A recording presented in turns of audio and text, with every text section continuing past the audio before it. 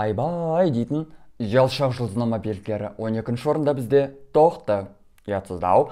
11-ші орында арыстандар, 10-ші орын суқұйғыш, 9-ші орын егіздер, 8-ші орын таразы, 7-ші орын торпақ, 6-ші орын мерген, 5-ші орында саршаян, 4-ші орын тауешкі. Ал енді біз нағыз ұялшақ жұлдызнама белгілерінің үштігіне келсек. 3-ші орын шаян.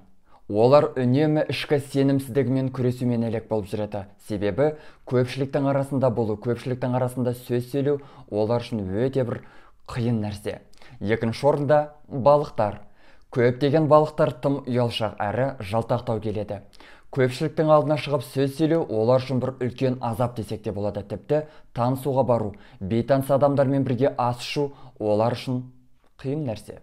1-ші орын ай, бикештер. Көптеген бикештер жабық, тұйық келеді. Әрине, егер сіз оны танымасаңыз. Бейтаныс адамдармен бірден тіл табысу өте қиын. Тіпті көшеге шығар алдында айнаның алдына қайта шығып алып сәнденіп, құдды бір телеарнаның камералары аңдып жүргендей, өздерін қайта айнадан қарап сәндеп қояды. Себебі ұялады.